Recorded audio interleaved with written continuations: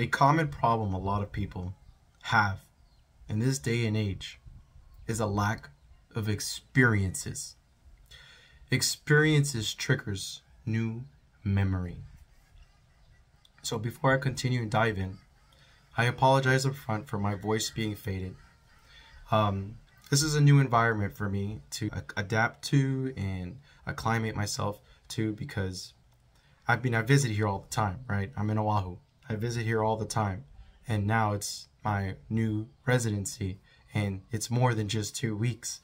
And we've been here for a while now, so things are starting to kick in, and my body has to adapt the timing of the changes of the seasons, the weather, and all that. So I am getting sick, and I bring that up because it's not only my voice, but it's also my thought process, how I perceived it when I first came, when I left, and how things have changed.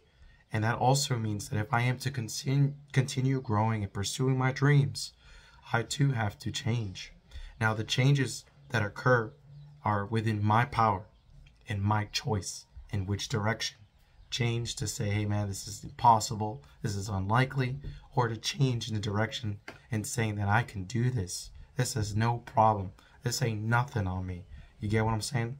So I bring that up again because to the topic of this video, that experiences triggers new memory, and we need new memory. And a common problem, like I said, so many people don't want to experience anything. They really don't.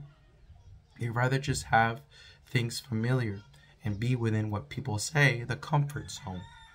Don't you know that these experiences are what help build our confidence?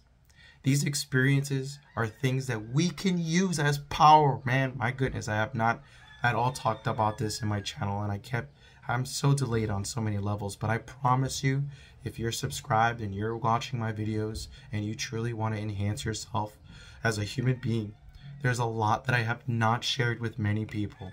And this is just like a little snippet. I'm telling you, there's power in the mind, in us tapping into as images and emotions to intensify that into a reality. I haven't gone there yet, but I just want to let you know it is possible. It is possible. Holy fucking cow, it's possible. All right, I'm living proof of this experience, and trust me. Look, I'm grateful. I'm very grateful. I'm doing this right now, sick, in an environment that does not look all that appealing. Not having all my clothes, recycling the same stuff, tank top, whatever. Sometimes walking barefoot, right? Because my shoes are all sweaty and I gotta clean them. Or chancletas. I'm with limited gear in a place that is not how I envisioned. But it's part of the process, guys. And that's a problem so many people don't want to go through. It's like, I just want fancy life, fucking making money, doing absolutely nothing. That's just so lame and pathetic. You guys gotta put yourself. People consider me an introvert.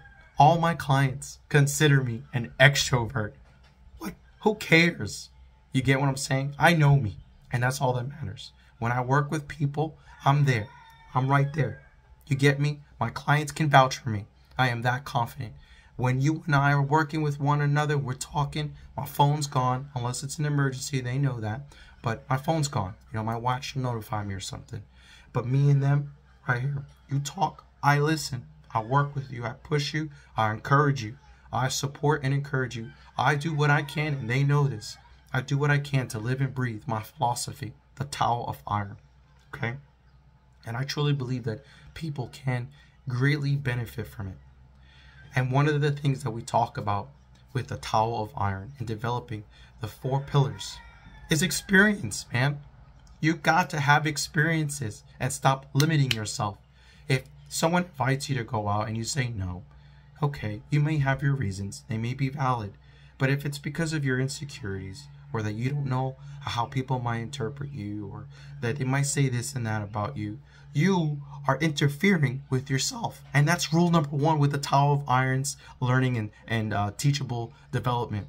You're breaking rule number 1. Do not interfere with yourself or others. Don't do that. You are interfering with yourself. You do not know what the future holds. You don't. You can anticipate it and work and manifest it through your practice. Sure, by choice. and sometimes unconsciously. But don't do that, man. You never know. And that's another thing I loved about being in the military. There's a thing that we tell one another is you're going to get voluntold to fucking go police call or do this. And you know what? I hated it so much. I hated it so much, and all my friends know about it. Sending me to do all this stupid shit, cleaning up after grown-ass men and their shit stains in the bathroom, field day, all of that. I hated it. But you know something? There's two things that happen. Good experiences, how to do a good job, because if you didn't do it good, you have to do it again and again, and time wasn't a factor. But the second thing is much more meaningful. It's who I was doing these shitty tasks with. You get what I'm saying? It's who I was doing it with. I've made some of the greatest friends with some of these people that I had to clean shitters with, man. We would fucking go through hell together, and we would have fun together. We build new memories and experiences. Had I not been voluntold, I'd probably be, a little loner in a sense. But I've made some good friends, and they opened me up. They challenged me in my view of things, and they opened me up. So consider this as me voluntoling you. Fucking go out there and get some experience, fucker. Stop saying I want to just have this fucking fancy job and not do anything to build those experiences. I worked at fucking McDonald's. Arby's. My first official on paper job was Arby's. Awkward as hell. Arby's. 15 years old. Just turned 15. And my first undocumented job was working at Seatown in New York, in the Bronx. Actually in Yonkers, in New York. In New York, it was Seatown. Yonkers, right next to the Bronx. That's where I'm from, just so you know. It was there I got my first job. My father made me walk there in the most roughest fucking neighborhood to go bag for tips. And I did it with some amazing and beautiful friends, man. I love those guys. But I did it with them. For what? Quarters, dollars, $10, $5. The better you do it, the better the tip they give you. Yo, son, I'm telling you, I fucking made money doing that. It ain't realistic now because of the cost of living, but my point is, these experiences, and some of you guys don't want to have experiences, and it frustrates me a little because that's where the beauty comes in. You could just sit back and use this, tap into these elements, and recognize the beauty of these images can come into right now and help me right now and possibly help you.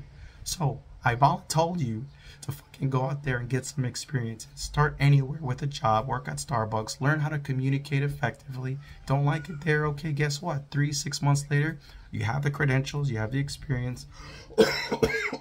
Now go out there and get something better. Keep climbing until you start realizing what it is that you truly want in this world, on this planet, the type of person you want to become. Because some people get stuck on just climbing up a corporate ladder, feeding other people's banks or pockets. Use that as the experience to get you where you truly desire to be. That's all for this video.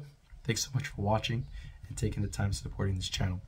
I look forward to seeing you in the next one, but as always, train intentionally with maximum effort and be one with the iron. All for this video. Thanks so much for watching. That's what happens when you live in a fucking ghetto ass neighborhood. You get sick and shit. Maximum effort and be one with it.